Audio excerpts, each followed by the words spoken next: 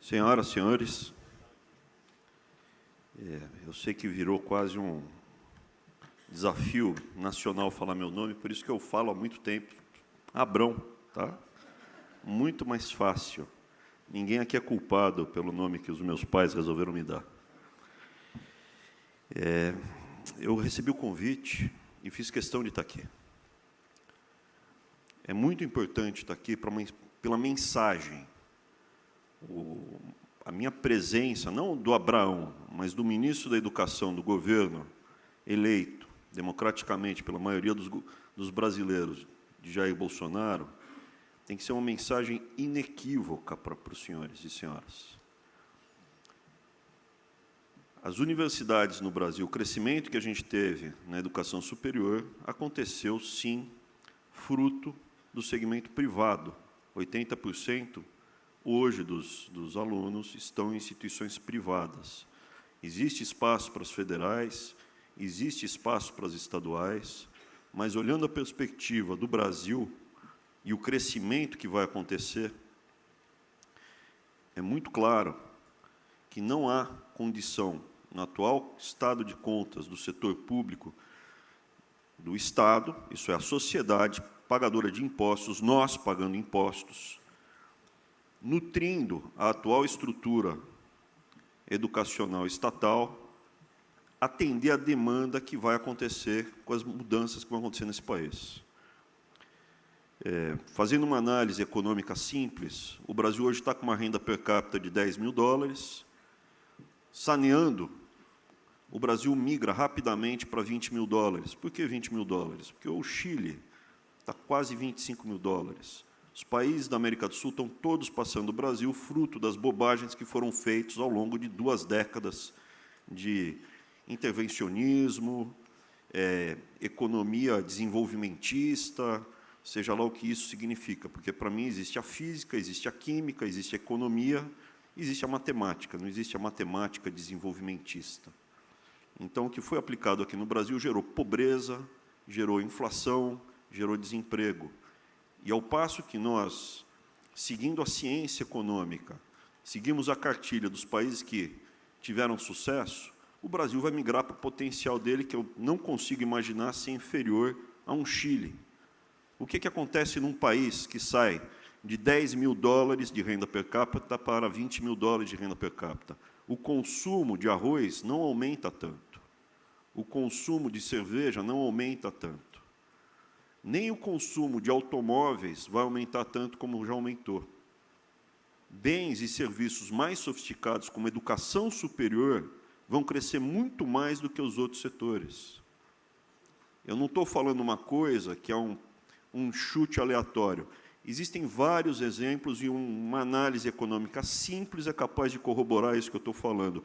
Esse segmento da economia vai ter um crescimento bem acima da média do PIB nos próximos anos, caso o Brasil dê certo. E por que eu estou otimista que o Brasil vai dar certo? Porque a agenda econômica que está sendo implantada é uma agenda científica, baseada na ciência econômica. A nova Previdência vai desamarrar esse crescimento. O PIB, nesse momento, fruto de todo esse pessimismo que tenta se passar, e não está permeado na sociedade, é fruto, o PIB mais baixo, esse semestre, é fruto de 3 eventos pontuais. A tragédia na Vale, que puxou o PIB para baixo, uma desaceleração da produção da Petrobras e a diminuição das exportações. Sem isso, e aprovando a nova Previdência, eu acredito que, na margem, a economia do Brasil vai estar crescendo 3% ao final do ano, e crescendo 3% o ano que vem. Dito tudo isso, esse setor vai crescer muito. E o Estado brasileiro, através dos impostos que já estão pesados, sendo cobrados de todos nós, não tem condição de atender a demanda gigantesca que vai acontecer nos próximos anos. Qual é a mensagem que eu queria passar? Além da perspectiva econômica e da lógica econômica, é a profissão de fé no que nós acreditamos nesse governo, de claramente viés liberal na economia e conservador nos costumes. Duas pessoas honestas, tendo uma relação econômica, seja ela qual for, livre, de livre-arbítrio entre as duas, por que alguém tem que interferir? Qual é a razão de se ficar criando um monte de regras entre uma pessoa que quer estudar e um grupo de pessoas que quer ensinar na iniciativa privada, ou uma pessoa que quer consumir um produto, um bem, e uma pessoa que quer vender esse bem, sendo que são pessoas de boa fé? Eu acredito, nós no governo, que a grande maioria dos brasileiros são pessoas de boa fé.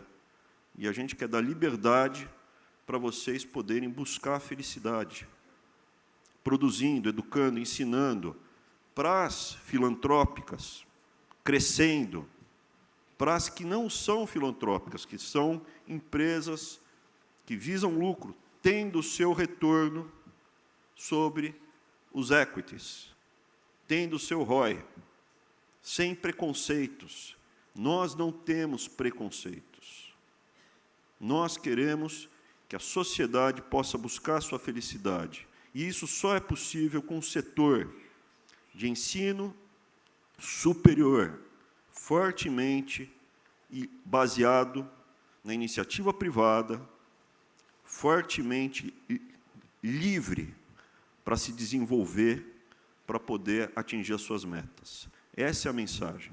E estar em Minas, nesse dia, é fundamental, é simbólico até. Por quê? Porque em Minas, não somente foi a Inconfidência, fruto de uma derrama, a sociedade não aguentava mais os impostos, o peso do Estado, que não voltava em benefícios para quem pagava esses impostos, como o lema da bandeira desse Estado é liberdade ainda que tarda. É inacreditável que o Brasil tenha ficado por último na América do Sul para a gente poder falar em liberdade. Vocês têm que saber que o MEC e esse governo quer a liberdade de vocês. Liberdade para produzir, liberdade para trabalhar, liberdade para atingir os seus objetivos, ainda que tarde. O MEC vai ser aliado nesse processo. Os senhores são muito bem-vindos ao MEC, senhores e senhoras, com propostas, com projetos. E nós não temos medo das pessoas que, mas e quem tiver má fé? Quem tiver má fé, a justiça vai cuidar disso. A gente parte do pressuposto que quem está livre, com CPF limpo, com nome limpo, é uma pessoa de boa fé. E vai ser tratada assim no MEC e em todo esse governo. Muito obrigado pelas palavras, pela oportunidade. Contem com o governo de Jair Bolsonaro para atingir esses objetivos. Muito obrigado.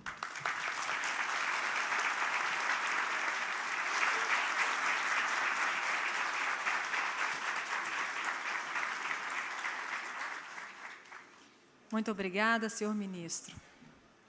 Nós gostaríamos de registrar a presença do presidente da FENEP, Ademar Batista Pereira.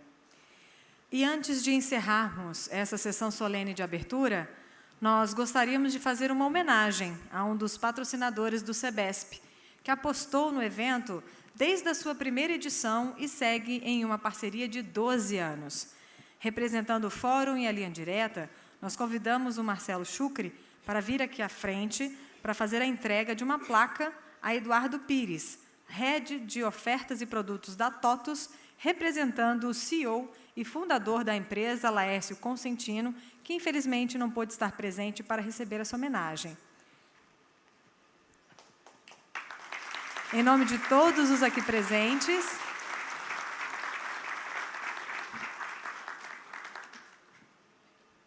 a escada fica do outro lado. Bom, em nome de todos os envolvidos aqui presentes, nosso reconhecimento da importância dos patrocinadores e também o nosso muito obrigado.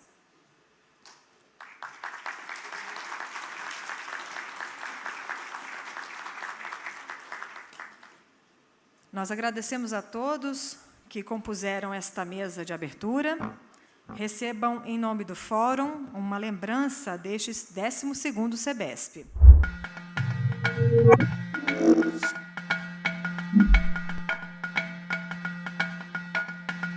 Obrigada.